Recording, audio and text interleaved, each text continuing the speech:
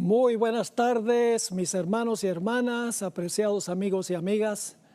Muchas gracias por conectarse con nosotros en esta tarde, donde vamos a estudiar un tema muy importante, un tema enfocado especialmente para los jóvenes, pero no exclusivamente para los jóvenes. Pero antes de comenzar el tema vanidad de vanidades, queremos pedir la presencia de Dios. Así que les invito con reverencia a meditar sobre esta oración.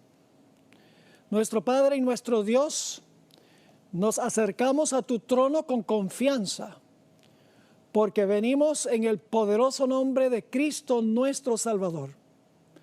Sabemos que cuando venimos con fe, tú escuchas nuestras oraciones y las santificas, las limpias, para que sean aceptables ante tus ojos. Pedimos tu presencia en este estudio. Abre mentes y corazones para entender y recibir lo que tienes para nosotros y luego capacítanos para obedecer lo que tú nos enseñas. Gracias por escuchar nuestra oración. Te lo imploramos en el nombre de Jesús. Amén. Esta tarde vamos a estudiar un tema basado en la vida del rey Salomón. Cuando examinamos la vida de este rey, nos damos cuenta que tenía 3 etapas. Y en nuestro estudio esta tarde vamos a estudiar esas 3 etapas de la vida de Salomón. La primera etapa es cuando era jovencito, cuando recientemente fue elegido rey. Una noche, Salomón se hallaba acostado y tuvo un sueño. Y en el sueño, Dios le habló a Salomón y le hizo una oferta. Dice en Primera de Reyes, el capítulo 3 y el versículo 5, lo que Dios le dijo. Dice allí: y se le apareció Jehová a Salomón en Gabaón una noche en sueños. Y le dijo Dios: pide lo que quieras que yo te dé. En otras palabras, Salomón, pídeme lo que tú quieras, le dice Dios. Ahora, Salomón podría haber pedido muchas cosas, podría haber pedido dinero, fama, grandeza, entre otras cosas. Pero Salomón pidió algo muy sorpresivo. En los versículos 6 al 9 encontramos las siguientes palabras: ahora pues, Jehová Dios mío, tú me has puesto a mí tu siervo por rey, en lugar de David mi padre.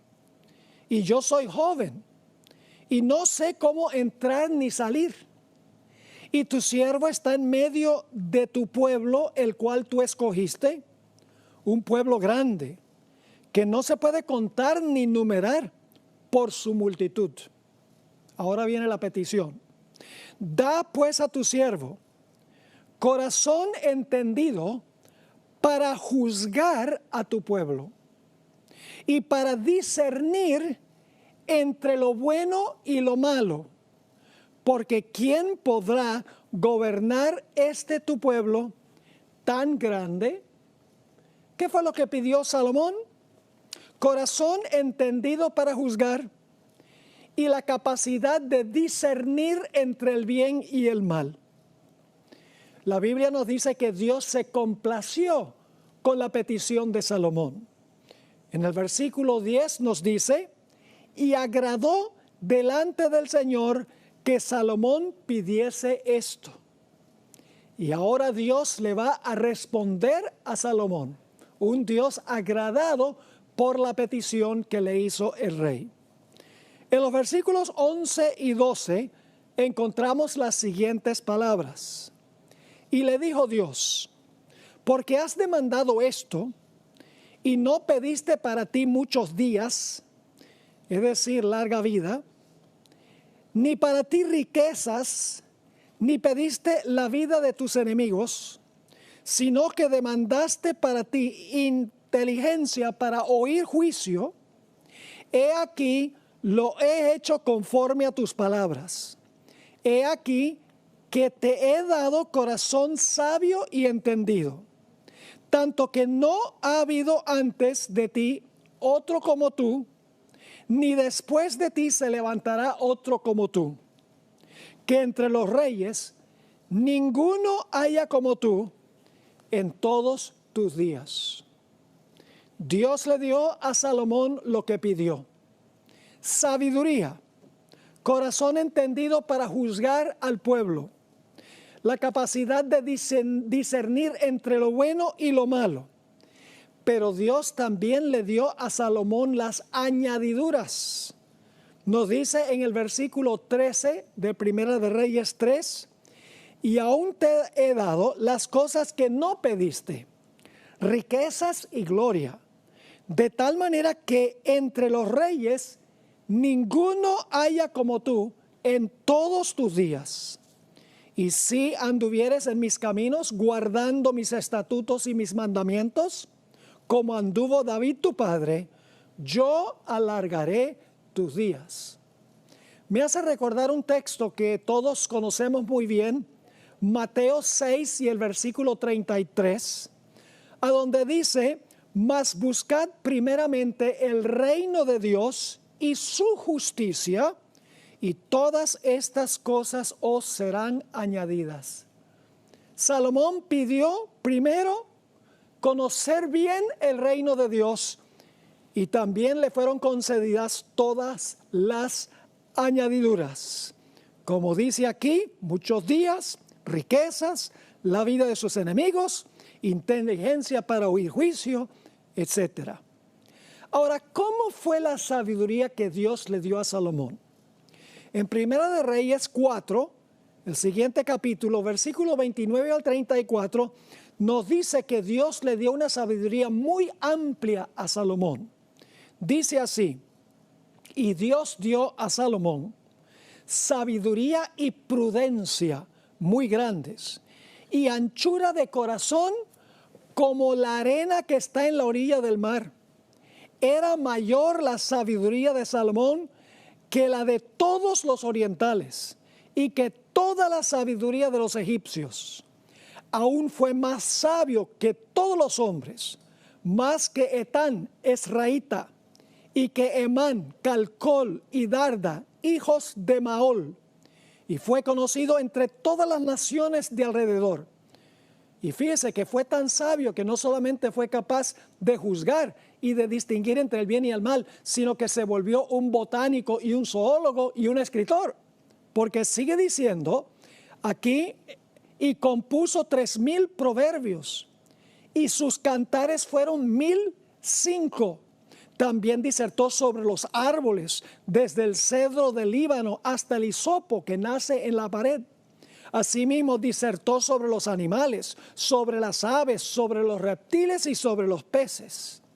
Y para oír la sabiduría de Salomón, venían de todos los pueblos y de todos los reyes de la tierra, a donde había llegado la fama de su sabiduría. Cuando Dios da una bendición, la da en abundancia.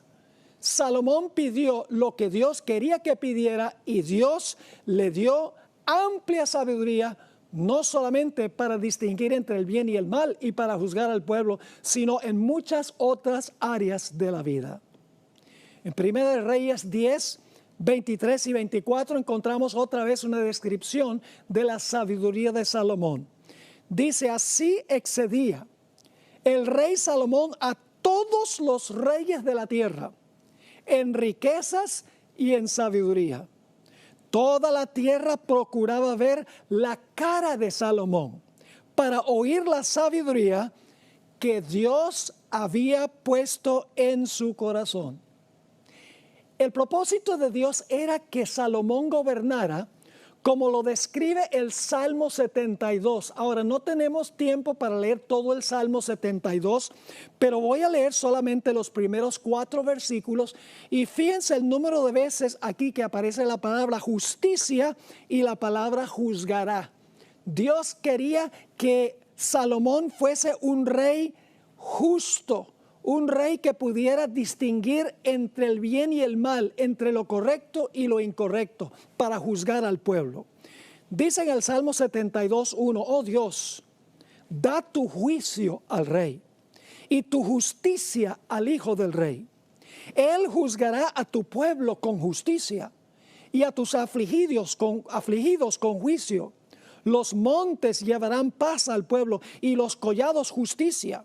Juzgará a los afligidos del pueblo, salvará a los hijos del menesteroso y aplastará al opresor. ¿Qué es la sabiduría que pidió Salomón? Vamos a leer algunos versículos que nos describen un poquito más detalladamente lo que es la sabiduría que Dios le dio a Salomón. Noten lo que dice Proverbios, el capítulo 9 y el versículo 10. El temor de Jehová no significa tenerle miedo, sino un alto respeto que lo obedece. El temor a Jehová es el principio de la sabiduría. Así que si tú no temes a Jehová, no tienes ni siquiera el principio de ser sabio. El temor de Jehová es el principio de la sabiduría y el conocimiento del Santísimo es la inteligencia. Pero hay más. En Proverbios 8 y el versículo 13 dice, el temor de Jehová es aborrecer el mal. No solo es amar el bien, sino dice aquí, el temor de Jehová es aborrecer el mal. En Job 28 y el versículo 28 dice, y dijo al hombre, he aquí que el temor del Señor es la sabiduría y el apartarse del mal la inteligencia. Fíjense qué interesante. El temor del Señor es la sabiduría. ¿Y a qué lleva eso? Y el apartarse del mal la inteligencia. El Salmo 110, 111 y el versículo 10 agrega esto. El principio de la sabiduría es el temor de Jehová. Buen entendimiento tienen todos los que practican sus mandamientos. Su loor permanece para siempre. Así que el principio de la sabiduría es un don divino que nos da la capacidad de distinguir entre el bien y el mal y escoger el bien y rechazar el mal. En 1 Reyes 3:28, después que Dios le dio a Salomón su sabiduría, vino un caso muy difícil ante él que tenía que decidir. El caso de dos madres.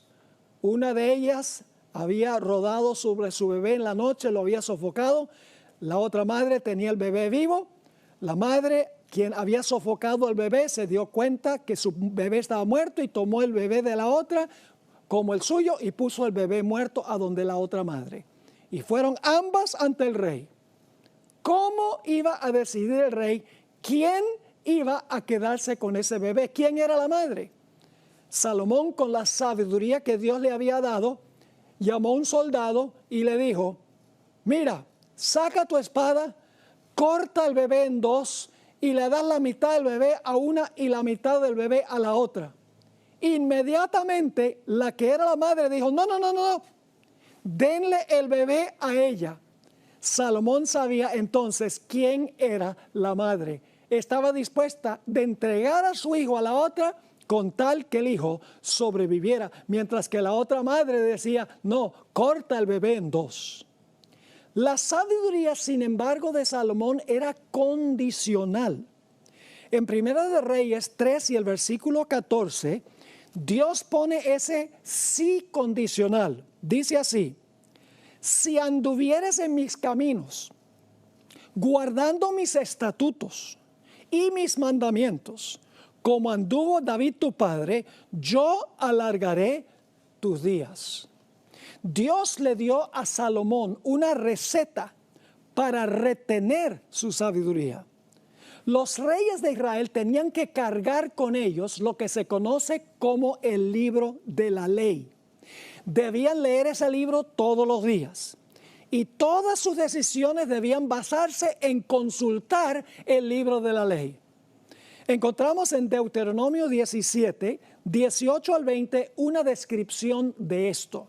Dice lo siguiente, y cuando se siente sobre el trono de su reino, Entonces escribirá para sí en un libro una copia de esta ley, del original que está al cuidado de los sacerdotes levitas, y lo tendrá consigo y leerá en él todos los días de su vida, para que aprender a temer a Jehová su Dios, para guardar todas las palabras de esta ley y estos estatutos, para ponerlos por obra, para que no se eleve su corazón sobre sus hermanos, ni se aparte del mandamiento a diestra ni a siniestra, a fin de que prolongue sus días en el reino, él y sus hijos en medio de Israel.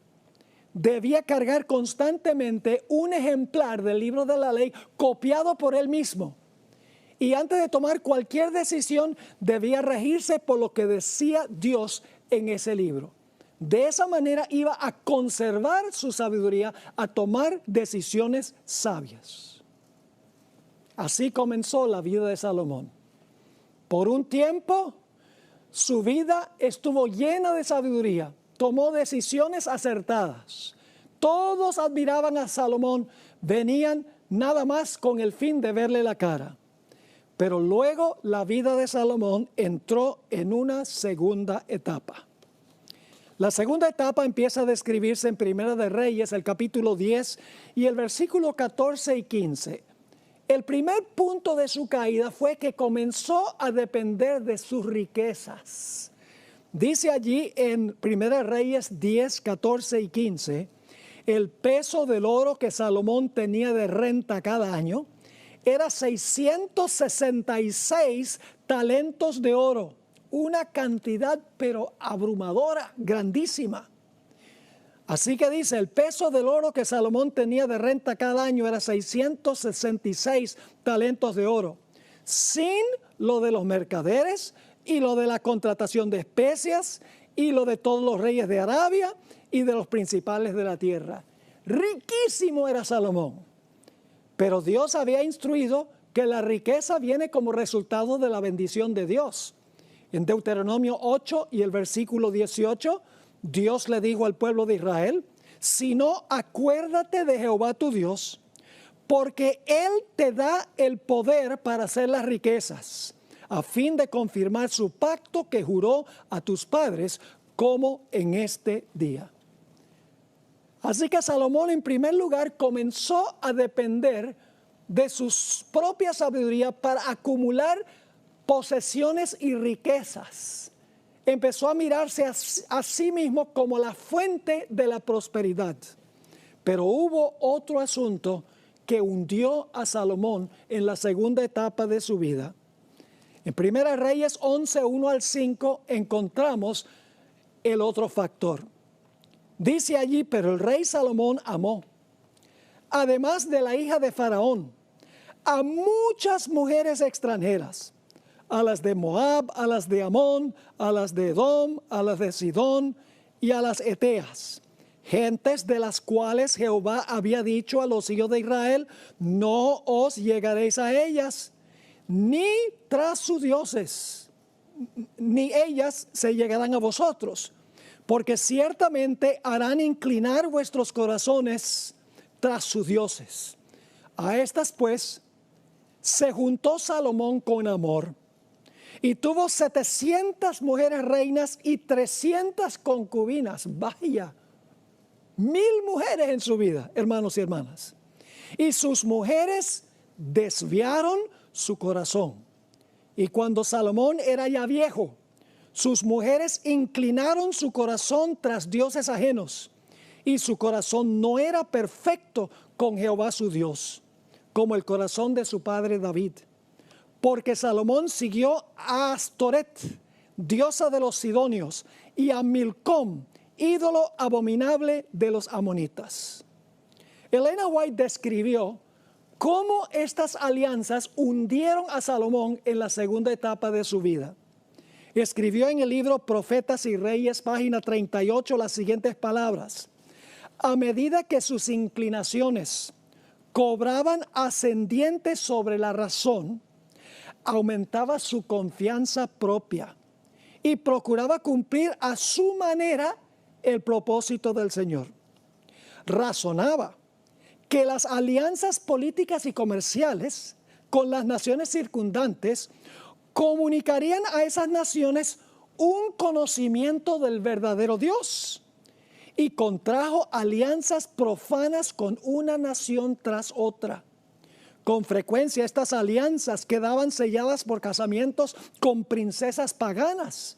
Los mandamientos de Jehová eran puestos a un lado a favor de las costumbres de aquellos otros pueblos. Salomón comenzó a depender de su propia sabiduría humana. Razonó que formando alianzas con las naciones circundantes, adoptando algunas de sus costumbres, podría influenciar a esas naciones para que aceptaran al Dios de Israel. Razonó que si se casaba con estas mujeres, que podía convertirlas al Señor. Algo que pasa frecuentemente entre los jóvenes hoy en día, que escogen unirse en yugo desigual con los incrédulos. La apostasía, mis hermanos y hermanas, nunca ocurre de la noche a la mañana. Siempre es un proceso lento, gradual, insidioso y casi imperceptible, a donde bajamos la guardia y olvidamos la verdadera fuente de la sabiduría y la prosperidad. Joe Cruz, en su libro Compromisos Sutiles, describe cómo es que sucede esto. Poco a poco nos vamos extraviando de nuestros principios y cuando nos damos cuenta estamos lejos del Señor. Salomón escribió en el libro Cantar de los Cantares, capítulo 2 y el versículo 15, en cuanto a zorras pequeñas que echan a perder las viñas. ¿Qué quiso decir Salomón cuando escribió las zorras pequeñas que echan a perder las viñas? Voy a leerles una cita del Espíritu de Profecía.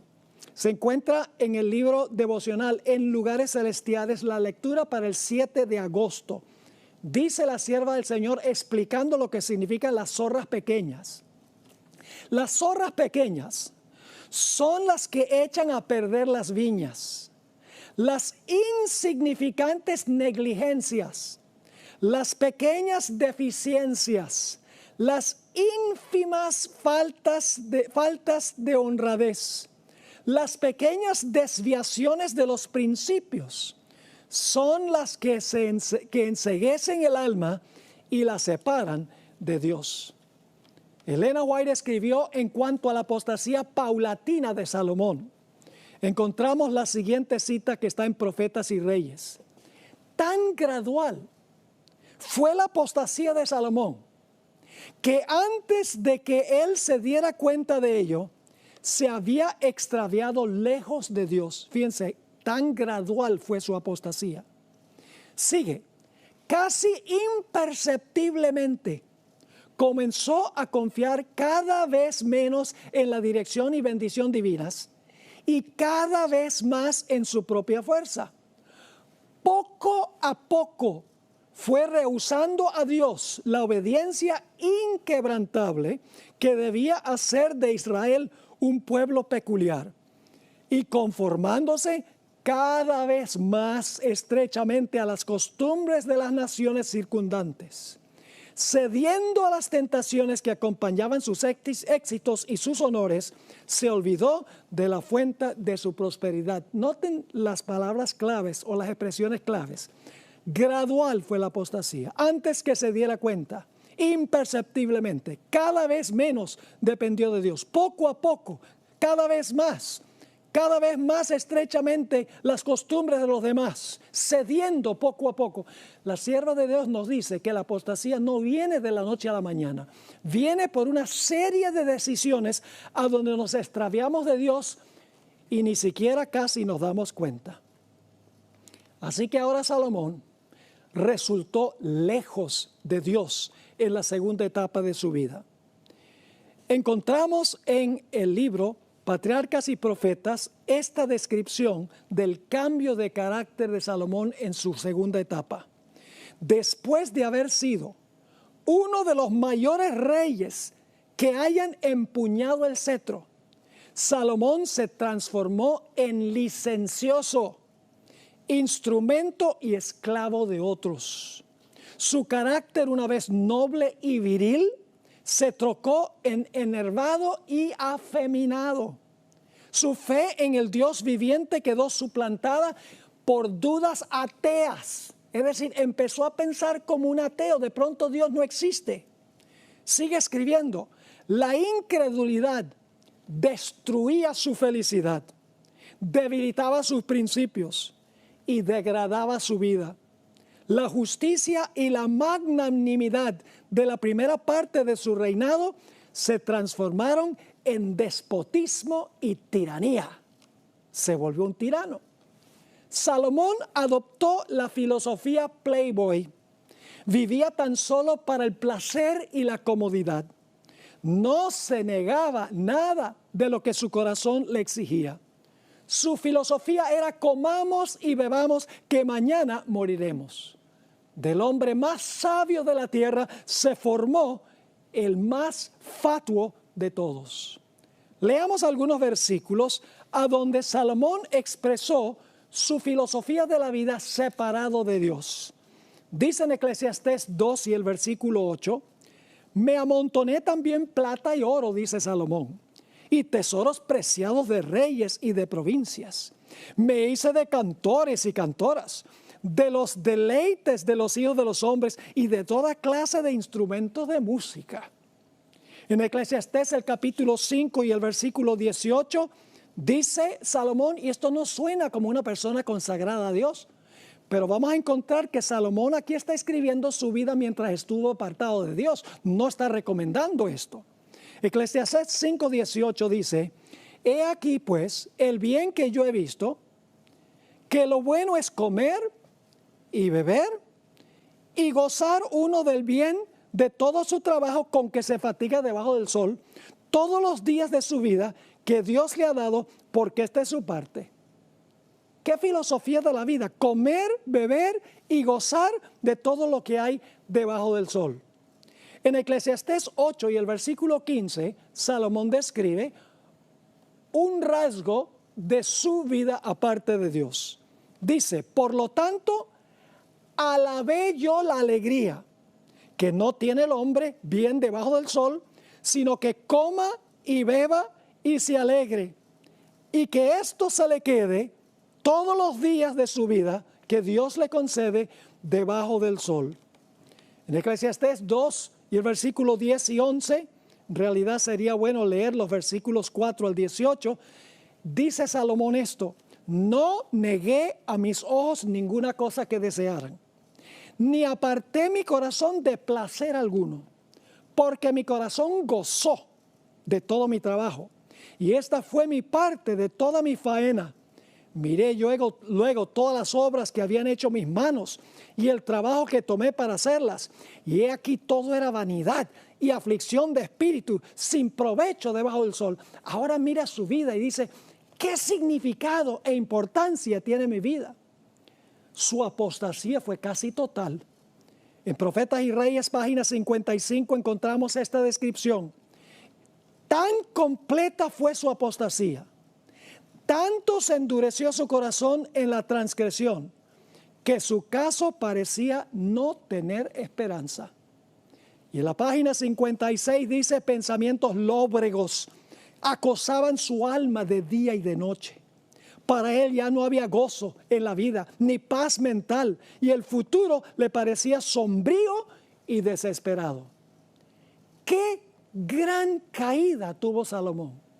De ser el hombre más sabio de la tierra, se tornó el hombre más fatuo de la tierra. Pero gracias a Dios, la vida de Salomón tuvo una tercera etapa.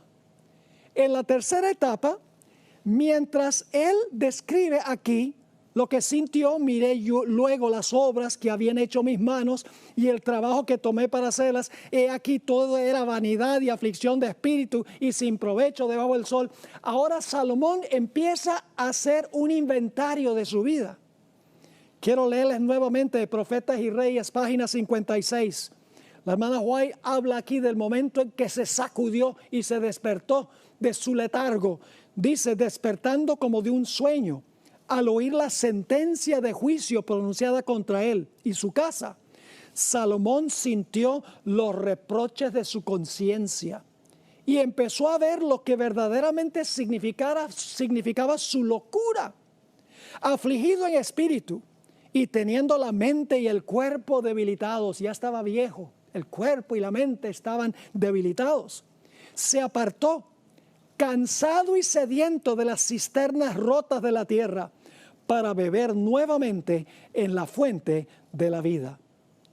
Al fin la disciplina del sufrimiento realizó su obra en su favor. Durante mucho tiempo le había acosado el temor de la ruina absoluta que experimentaría si no podía apartarse de su locura. Pero discernió finalmente un rayo de esperanza en el mensaje que se le había dado. Dios no le había cortado por completo, sino que estaba dispuesto a librarle de una servidumbre más cruel que la tumba, servidumbre de la cual él mismo no podía librarse. Y ya en sus últimos años, cuando se despertó de su locura, Salomón escribió el libro de Eclesiastés especialmente para los jóvenes. Ahora, hay 3 libros en la Biblia que fueron los últimos en incluirse en el canon del Antiguo Testamento. Uno de ellos fue el libro de Esther, porque el libro de Esther no menciona el nombre de Dios. El otro, Cantar de los Cantares, que parecía ser un tanto demasiado romántico. Y el tercer libro, que fue el último en incluir en el canon del Antiguo Testamento, fue Eclesiastés. Porque este libro expira pesimismo y desesperación. Parece decir que la vida es hueca, que la vida no tiene significado, que la vida es absurda. Una palabra clave en el libro es la palabra vanidad. La palabra evel en hebreo aparece 35 veces en este libro de Eclesiastés. Esta palabra significa un vapor. Se traduce como algo temporal, transitorio, vacío, ilusorio, sin sustancia. Una ilusión óptica o un espejismo. Notemos algunos de los textos a donde Salomón describe la vida separado de Dios como es vanidad. En Eclesiastés 1 y el versículo 2 y 3 escribió Salomón: vanidad de vanidades, dijo el predicador. Vanidad de vanidades, todo es vanidad. ¿Qué provecho tiene el hombre de todo su trabajo con que se afana debajo del sol? En Eclesiastés 1 y el versículo 14, Salomón escribió: miré todas las obras que se hacen debajo del sol, y he aquí que todo ello es vanidad y aflicción de espíritu. Inclusive se aburrió de la vida Salomón. Dice en Eclesiastés 2:11: miré yo luego todas las obras que habían hecho mis manos y el trabajo que tomé para hacerlas, y he aquí todo era vanidad y aflicción de espíritu y sin provecho debajo del sol. Y luego en el versículo 17 dijo lo siguiente: aborrecí por tanto la vida, porque la obra que se hace debajo del sol me era fastidiosa, por cuanto todo es vanidad y aflicción de espíritu. Estos textos no parecen cuadrar con la cosmovisión del resto de la Biblia. Exhalan un espíritu de pesimismo, ansiedad, depresión y desesperación.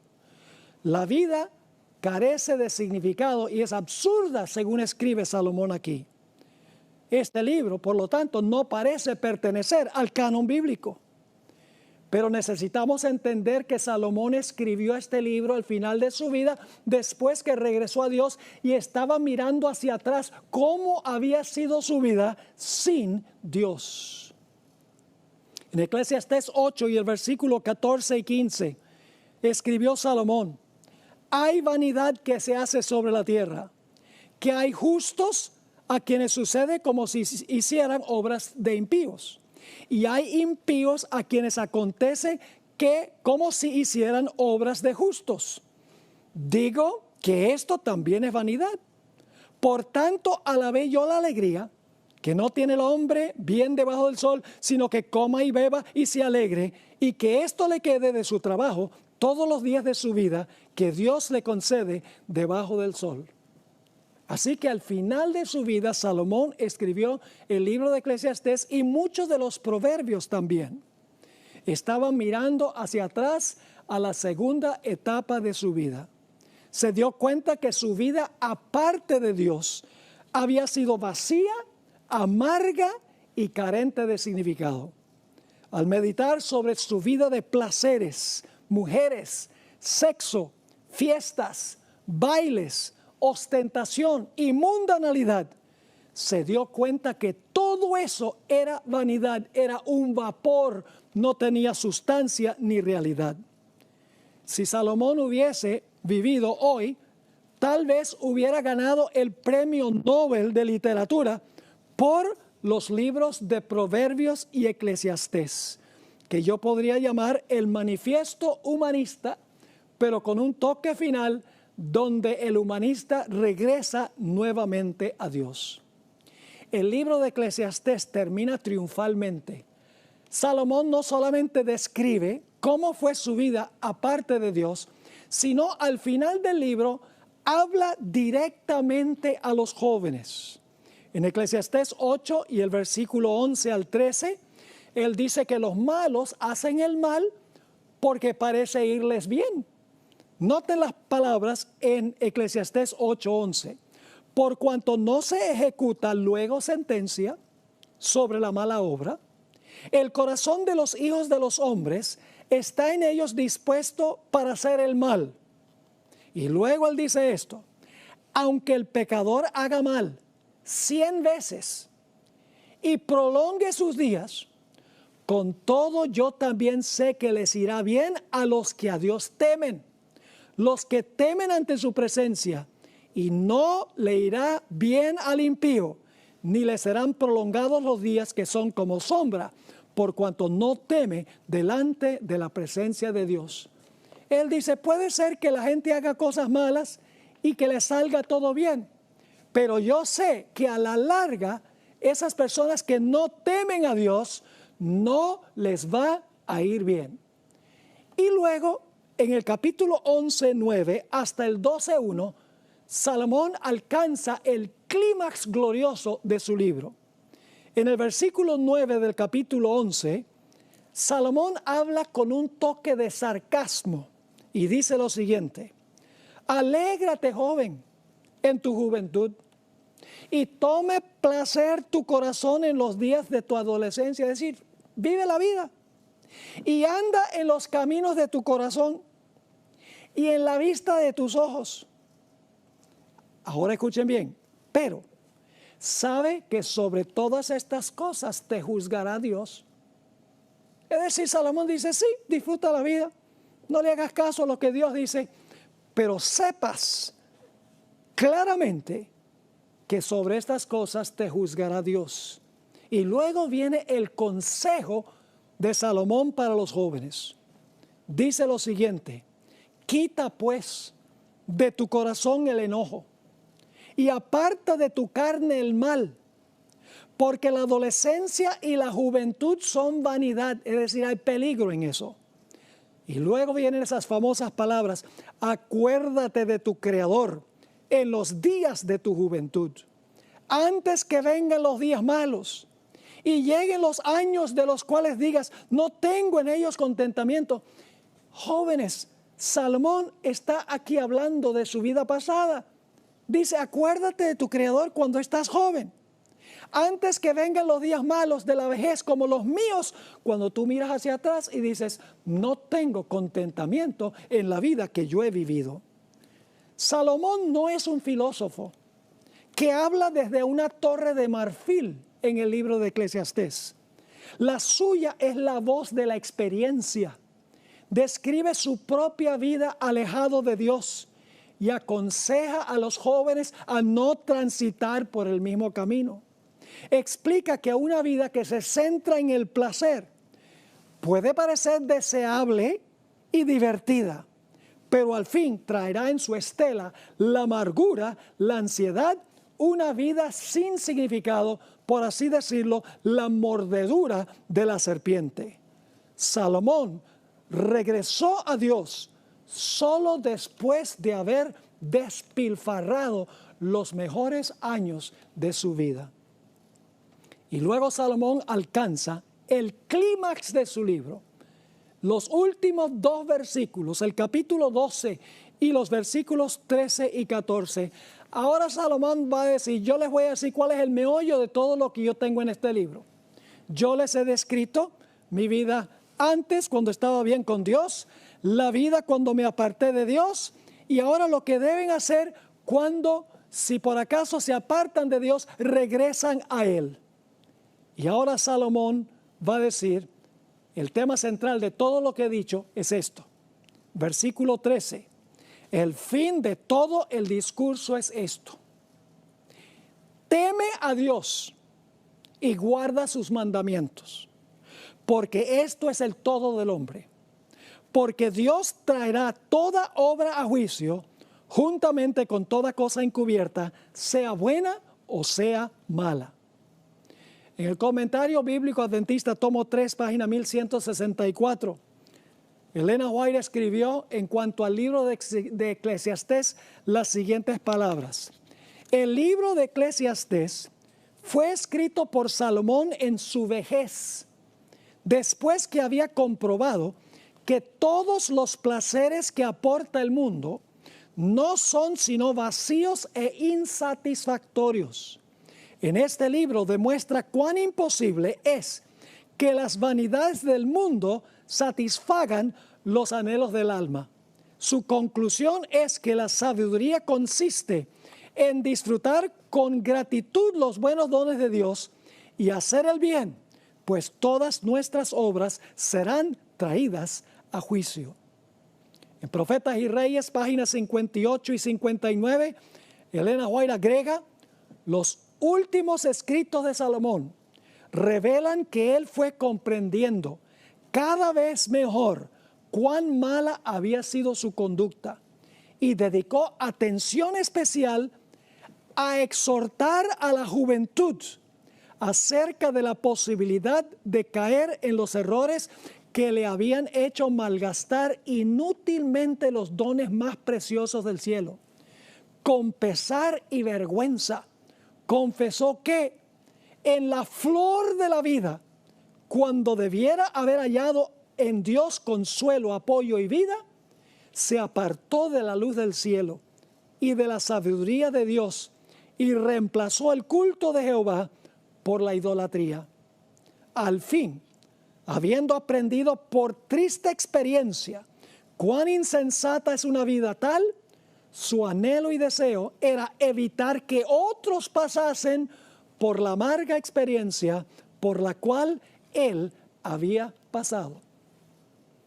Así que de esta forma tenemos que leer el libro de Eclesiastés. El libro de Eclesiastés no está recomendando esa clase de vida que describe Salomón.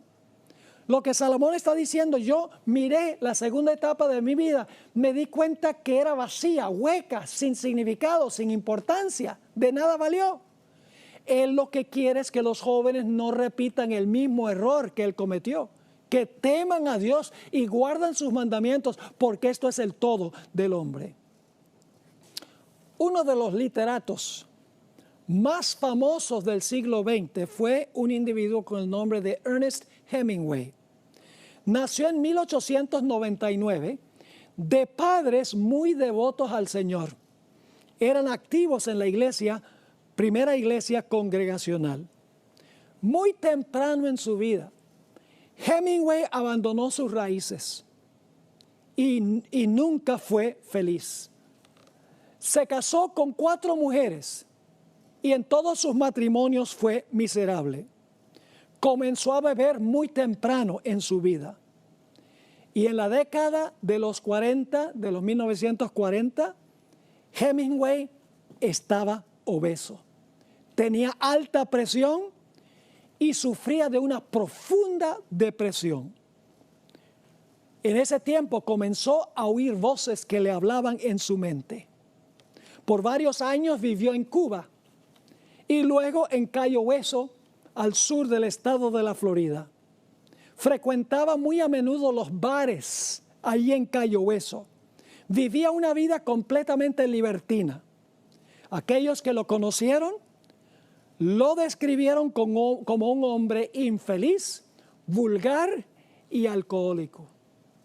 Hasta el final de su vida, escribió lo que se considera como su obra maestra. Al final de su vida, escribió lo que muchos eruditos piensan fue su obra maestra y le aportó el premio Nobel de Literatura en el año 1954. El nombre de esa obra era El viejo y el mar, una obra publicada en el año 1952. Para fines de la década de los 50, sufría una depresión tan profunda que se internó en la famosa Clínica Mayo, a donde pasó 2 meses recibiendo tratamiento de terapia de carga eléctrica. Pero al salir, su depresión se intensificó aún más. Ustedes dicen, ¿por qué pastor está mencionando esta obra y a este personaje? Porque yo creo que su obra, El viejo y el mar, es una autobiografía simbólica de la vida de Hemingway. Desde su juventud, aquí hay algo interesante. Hemingway estaba fascinado con el libro de Eclesiastés. Es más, en inglés escribió una obra que se titula The Sun Also Rises, el sol también se levanta. Él estaba fascinado con el libro de Eclesiastés. Muchos eruditos consideran que su obra, en español se llama Fiesta, pero en inglés se llama The Sun Also Rises, es su obra maestra. Ahora, ¿qué es la historia que se relata en el libro El viejo y el mar? Que creo yo es una biografía, una autobiografía simbólica de Hemingway. La historia del viejo y el mar describe a un viejo pescador cubano llamado Santiago, cuyo cuerpo está cicatrizado y redoblado por los muchos años que ha pasado pescando en el mar. Por 85 días, ya de viejo, no ha logrado pescar absolutamente nada, lo cual lleva a los pescadores jóvenes a burlarse de él y a decir, estás salado, estás demasiado viejo para pescar. Un día, el pescador solitario salió para pescar en su barco. De repente enganchó un gigantesco pez espada, cual no se había visto nunca en esas aguas. Ahora el viejo tenía que luchar contra el pez y luchar contra el mar. El viejo se imaginaba cómo iba a exigir este trofeo cuando llegara a la playa. Iba a decir, ve que mi vida sí tiene significado, no estoy salado. Por 3 días, el viejo luchó contra el mar y el pez. Se cortó las manos con el sedal. El sol inmisericordia le tostó la piel. Llegó a sudar profusamente en el clima húmedo. Sus músculos, generalmente firmes y fuertes, le empezaron a doler mientras continuaba la batalla contra el mar y el pez. Finalmente terminó la batalla. El viejo venció al pez y al mar. El pez espada era tan grande que no podía meterlo en el barco. Así que el viejo lo amarró al lado del barco. Entonces atacaron los tiburones, olfateando la sangre del pez. Empezaron a comérselo.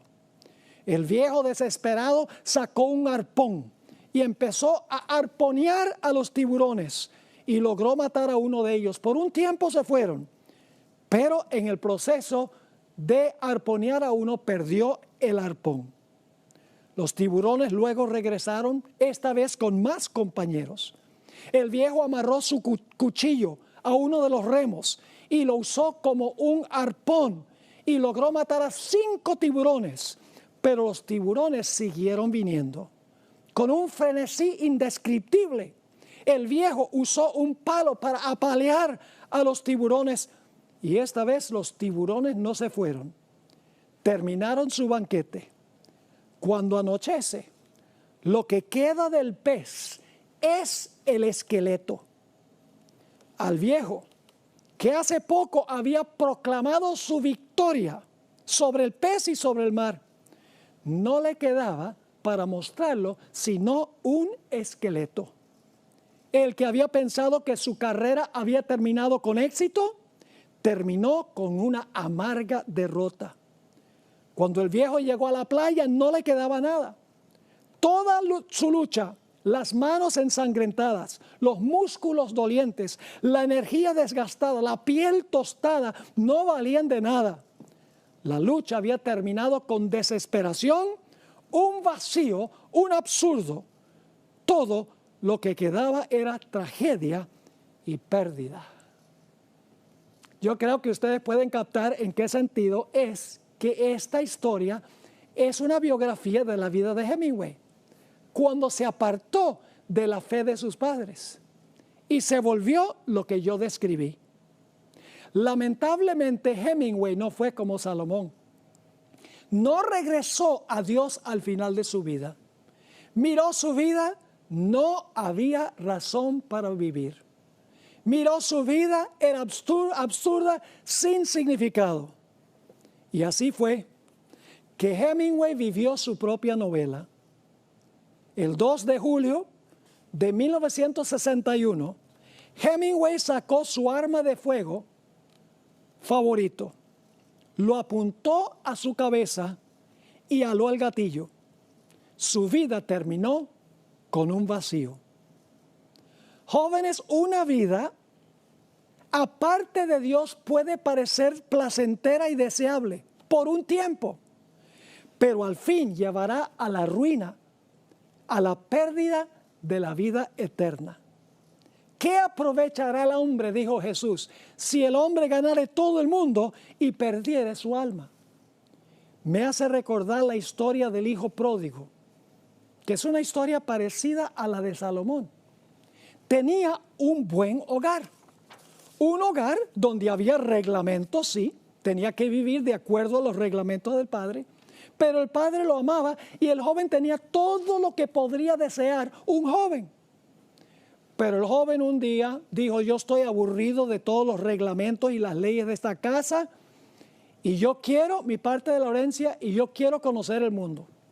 Yo quiero salir allá y quiero vivir, quiero saber qué tiene para ofrecer el mundo, porque aquí en la casa yo no sé qué es lo que está pasando allá afuera. Quiero ser libre, dijo él. Así que en sus años de juventud, a pesar de que su padre trató de desanimarlo, el joven salió y se fue al mundo, por así decirlo. Todos conocemos la historia. El joven por un tiempo gozó. Mientras había dinero, había amigos por montones. No solo amigos por montones, sino placeres. Inclusive su hermano lo acusó de acostarse con las rameras. Es decir, como Salomón, entre comillas, disfrutó la vida, disfrutó el mundo. Dijo: yo no tenía nada de esto que era maravilloso en la casa de mi padre. Y ustedes conocen el resto de la historia. Se acabó el dinero. Y también se acabaron los amigos, porque cuando el dinero se va, los amigos se van también. Y ahora el joven empezó a padecer necesidad. Termina trabajando entre los puercos y compitiendo por la comida de los puercos. Y finalmente, él se pone a pensar y dice: ¿qué desperdicio de vida fue este? Mi padre era maravilloso, los reglamentos de la casa no eran tan malos.